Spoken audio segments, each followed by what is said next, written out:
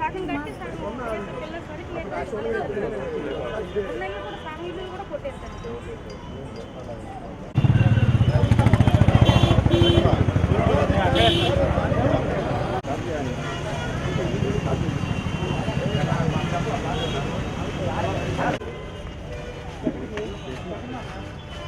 ఇట్లాగే ఒక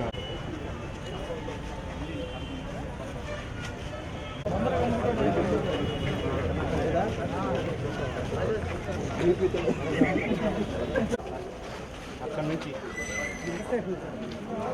ఇక్కడ ఉంది, ఇక్కడ ప్లేమ్ చేస్తారు.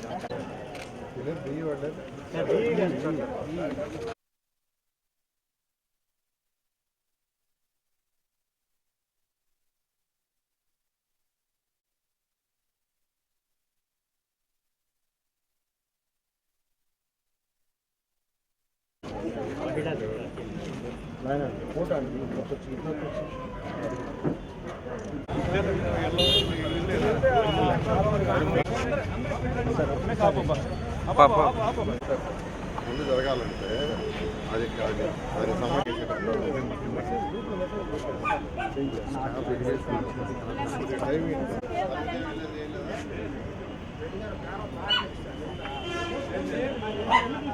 నమస్కారాలండి.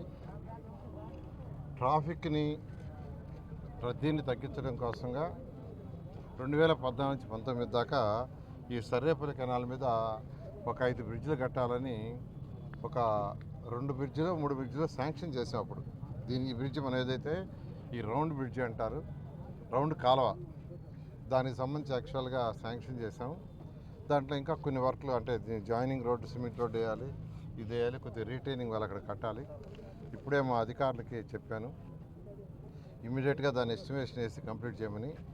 తర్వాత ఈ సర్రేపల్లి కాలువ కట్ట ఎలక్షన్ తిరిగేటప్పుడు వాళ్ళందరూ ఒక రిక్వెస్ట్ అడిగారు. ఆ 2 ఇళ్ళ మీద 2 వరుసలు ఇల్లు ఉన్నాయి, 2-3 వరుసలు ఉన్నాయి, కొన్ని దగ్గర 2 ఉన్నాయి, కొన్ని దగ్గర 3 వరుసలు ఉన్నాయి. వాటి మధ్య ఒక కాలువ ఉంది. ఒకప్పుడు బహుశా అది ఇరిగేషన్ కెనాలు, అది యాక్చువల్ ఇరిగేషన్ కెనాలే. ఇప్పుడు దాని మీద ఇరిగేషన్ లేదు. అయితే దానివల్ల అది కంప్లీట్గా సిల్ట్ తయారైపోయి భయంకరమైన వాసన వస్తూ ఉంది. ఎలక్షన్ అప్పుడు చెప్పాను దాన్ని కంప్లీట్ చేస్తాను. ఇవాళ యాక్చువల్గా అది కూడా చూడటానికి ఈ డివిజన్లో ఉన్న మా పార్టీ వాళ్ళతో అధికారులతో యాక్చువల్గా ఈరోజు చూడటం జరిగింది. అధికారులకు ఇన్స్ట్రక్షన్ ఇచ్చాను, ఇమీడియట్గా ఎస్టిమేషన్ చేయండి, దాన్ని శాంక్షన్ చేస్తాం, ఇమీడియట్గా దాన్ని టేకప్ చేయండి. ఎందుకంటే అటువంటి వల్లనే రోగాలు వచ్చేది, డయారియా కావచ్చు లేదా అనేకమైన వ్యాధులు వచ్చేది. కారణం ఏంటంటే అటువంటి కెనాల్స్ ఉండబట్టే అటువంటి వాటిలన్నిటి చేయాలి. అయితే ఈరోజు ఖజానా ఖాళీ, ఖజానాలో డబ్బులు లేవు, అన్ని విధాల ప్రభుత్వం తంటాలు పడుతుంది. ఎందుకంటే కేంద్ర ప్రభుత్వం 2019 నుంచి ఇచ్చిన ప్రాజెక్టులు 27,000 కోట్లు ఉన్నాయి. మన రాష్ట్ర ప్రభుత్వం 10,000 కోట్లు పెడితే కేంద్ర ప్రభుత్వం 10,000 కోట్లు ఇవ్వడానికి రెడీగా ఉంది. వాళ్ళు ఇచ్చిన డబ్బుల్ని 2001 నుంచి ఇంతవరకు ఖర్చు పెట్టాలి గత ప్రభుత్వం, ఎందుకంటే మ్యాచింగ్ ఫండ్ ఇవ్వాలి. ఆ విధంగా ఖజానా అయింది. అయితే మా ముఖ్యమంత్రి గారు వాటిలన్నీ టేకప్ చేసి 5 సంవత్సరాలు పూర్తి చేయాలన్నారు. ఖచ్చితంగా ఏదైతే అమృత 2.0 ఉందో, అమృత 1.0 పూర్తి కావచ్చు, ఏషియన్ ఇన్ఫ్రాస్ట్రక్చర్ ఇన్వెస్ట్మెంట్ బ్యాంక్ కావచ్చు, ఏఐవి కావచ్చు, స్వచ్ఛాంధ్ర కావచ్చు, గ్రీన్ కార్పొరేషన్ కావచ్చు, లేదా 15th ఫైనాన్స్ కావచ్చు, వీటన్నిటిలో మనీ వచ్చేటట్టుగా, ఫైనాన్స్ వచ్చేటట్టుగా ప్రయత్నిస్తున్నాం. కొద్దిగా కాగానే మిగతాయి కూడా అండర్గ్రౌండ్ డ్రైనేజీ, డ్రింకింగ్ వాటర్ నెల్లూరులో కంప్లీట్ చేయాలి. మిగతా కొన్ని మున్సిపాలిటీస్లో ఎస్టిమేషన్స్ కూడా చేయమన్నాం, వాటన్నిటినీ కంప్లీట్ చేయడం జరుగుతుంది.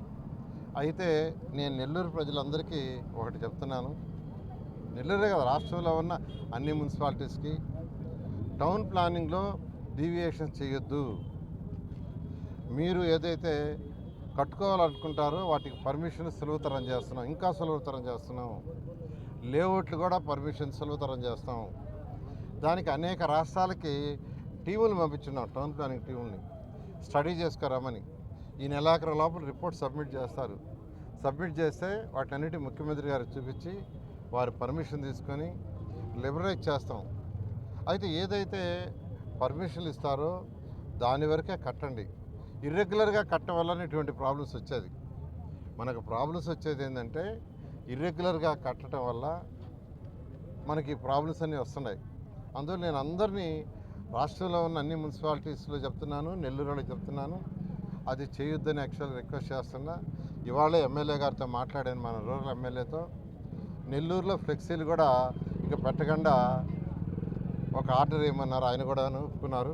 ఎందుకంటే ఫ్లెక్సీలు జనరల్గా ఏంటంటే ఫ్లెక్సీలు ఉంటే సిటీకి అందం రాదు. కొన్ని ప్లేసుల్లో ఐడెంటిఫై చేసి కొన్ని ప్లేసుల్లో పెట్టుకునేటట్టుగా ఏర్పాటు చేస్తాం. ఆ ప్లేసుల్లోనే పెట్టండి. నెల్లూరులో ఉన్న రాజకీయ నాయకులు ఏ పార్టీ వాళ్ళైనా, తెలుగుదేశం కావచ్చు, జనసేన కావచ్చు, మరి ఏ పార్టీ అయినా వాళ్ళందరికీ నేను విన్నపం చేసేది, రేపు నుంచి ఫ్లెక్సీలు పెట్టొద్దు. కొన్ని ప్లేసుల్లో ఐడెంటిఫై చేసి చెప్తాం, అక్కడ మాత్రం పెట్టుకోండి. సిటీ అందం రావాలంటే, స్మార్ట్ సిటీ కావాలంటే దాంట్లో ఇదొక పార్ట్. డెవలప్డ్ కంట్రీస్ ఎక్కడ తీసుకున్నా ఫ్లెక్సీలు ఉండవు. ఇవాళ కనుక్కున్నాను, చెన్నైలో కూడా యాక్చువల్గా వాళ్ళ దగ్గర జియో కూడా ఉందంట. ఇవాళ మన సబ్ కలెక్టర్ చెప్పారు, ఆ జియో తెప్పించుకున్నాను, స్టడీ చేయమన్నాను. నేను అందరిని రిక్వెస్ట్ చేసి చెప్తున్నాను, ఫ్లెక్సీలు ఆపుతాం. ఎక్కడంటే అక్కడ పెట్టేస్తే సిటీ అందం రాదు. సెంట్రల్ డివైడర్లు అయితే తీసేయమని చెప్పాను, ఆల్రెడీ ఇన్స్ట్రక్షన్ ఇచ్చా. రాష్ట్రంలో అన్ని సెంట్రల్ డివైడర్లో చక్కటి గ్రీనరీ డెవలప్ చేస్తాం.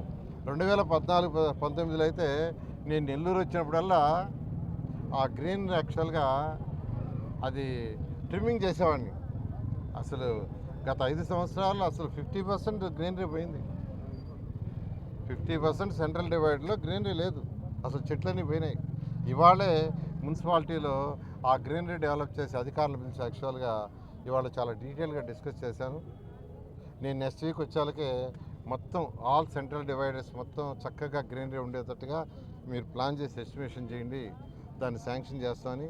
ఇలా నేను నెల్లూరు ప్రజలకు ఒకటే చెప్పేది, రాష్ట్ర ప్రజలకు కూడా అన్నీ 1 by 1 చేస్తాం. ఇవన్నీ ట్రాక్లోకి రావాలంటే 1 year నుంచి 2 years పడుతుంది.